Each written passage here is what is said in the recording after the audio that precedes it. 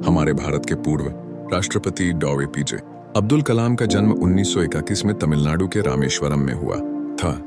उनका पूरा नाम अबुल पाकिर जैनुल आबदीन अब्दुल कलाम था। उनका परिवार बहुत ही साधारण था। उनके पिता एक नाव मालिक थे जो तीर्थयात्रियों को रामेश्वरम मंदिर तक ले जाया करते थे और उनकी मां एक गृहिणी थीं। परिवार की आर्थिक हालत अच्छी नहीं थी। बचपन से ही कलाम को पढ़ाई में बहुत दिलचस्पी थी, लेकिन पैसों की तंगी थी। उस समय परिवार की मदद करने के लिए उन्होंने स्कूल के बाद अखबार बेचने का काम भी किया। सुबह जल्दी उठकर अखबार इकट्ठा करते और लोगों के घर घर जाकर बांटते थे। यह काम उन्होंने अपनी पढ़ाई के साथ साथ किया। छोटी उम्र से ही उनके मन में बड़े सपने थे।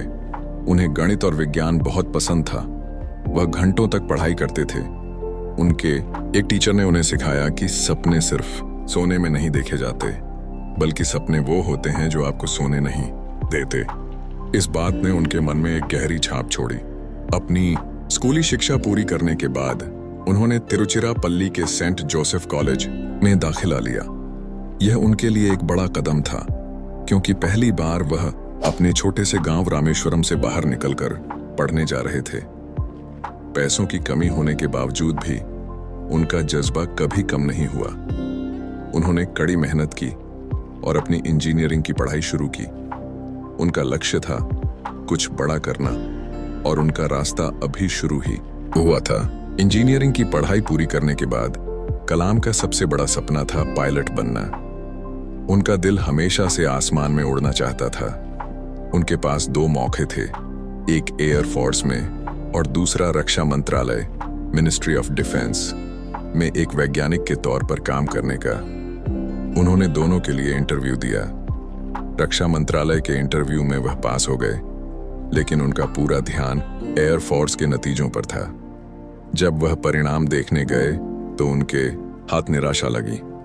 वह एयर फोर्स के लिए चुने गए उम्मीदवारों की लिस्ट में 9वें नंबर पर थे, जबकि सिर्फ 8 लोगों का चुनाव होना था।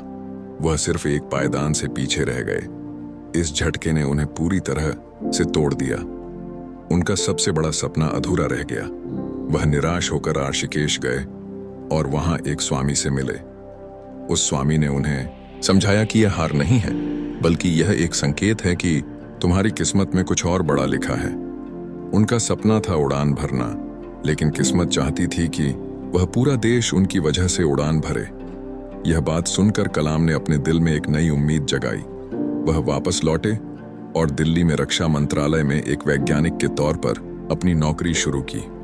हालांकि उनका दिल अभी भी बहुत दुखी था, लेकिन उन्होंने ठान लिया था कि वह पूरे जोश के साथ अपने नए काम पर ध्यान देंगे। अपनी निराशा को पीछे छोड़कर कलाम पूरी लगन से अपने काम में जुट गए। उन्हें इसरो में भारत के पहले सैटेलाइट लॉन्च व्हीकल SLV-28I के प्रोजेक्ट पर काम करने का मौका मिला। यह एक बहुत ही मुश्किल काम था।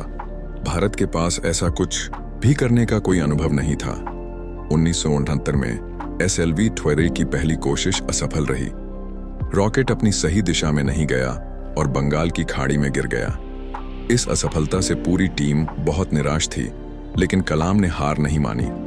उन्होंने टीम को दोबारा प्रेरित किया और अपनी गलतियों से सीखा। और फिर आया वह ऐतिहासिक दिन, 18 जुलाई 1980। डॉ कलाम के नेतृत्व में SLV-28 ने रोहिणी उपग्रह को सफलतापूर्वक अंतरिक्ष में पहुंचाया। यह भारत के लिए एक बहुत बड़ी जीत थी। इस सफलता ने भारत को दुनिया के उन चुनिंदा देशों की लिस्ट में शामिल कर दिया जिनके पास अपनी सैटेलाइट लॉन्च करने की तकनीक थी। इसके बाद डॉ कलाम का ध्यान मिसाइल बनाने के प्रोजेक्ट पर गया। उन्होंने पृथ्वी और अग्नि जैसी मिसाइलों के विकास में एक महत्वपूर्ण भूमिका निभाई। उनकी कड़ी मेहनत और दूरदर्शिता के कारण भारत ने मिसाइल टेक्नोलॉजी में एक बड़ी उपलब्धि हासिल की। इसी वजह से उन्हें मिसाइल मैन ऑफ इंडिया के नाम से जाना जाने लगा। तो यह थी उनकी कहानी का तीसरा हिस्सा, जहां एक असफल पायलट एक कामयाब वैज्ञानिक बन गया।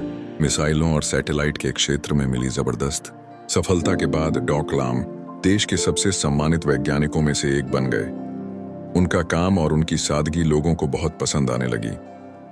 साल 2002 में देश ने उनके योगदान को पहचानते हुए उन्हें भारत के सर्वोच्च पद यानी राष्ट्रपति के लिए चुना। राष्ट्रपति भवन में रहते हुए भी उनका रहन सहन हमेशा की तरह बेहद सादा रहा। वह महंगे कपड़े नहीं पहनते थे और उनका जीवन बहुत ही सरल था। उन्हें पीपुल्स प्रेसिडेंट यानी जनता का राष्ट्रपति कहा जाता था, क्योंकि वह हमेशा युवाओं और बच्चों से मिलना पसंद करते थे। उन्हें लगता था कि युवा ही देश का भविष्य है। वह लगातार स्कूलों और कॉलेजों में जाते थे और बच्चों को उनके सपनों के लिए प्रेरित करते थे। डॉ कलाम ने अपनी पूरी जिंदगी यह साबित किया कि कोई भी इंसान, चाहे वह किसी भी पृष्ठभूमि से आया हो, अगर सच्ची लगन, कड़ी मेहनत और पक्के इरादे से काम करे तो वह कुछ भी हासिल कर सकता है।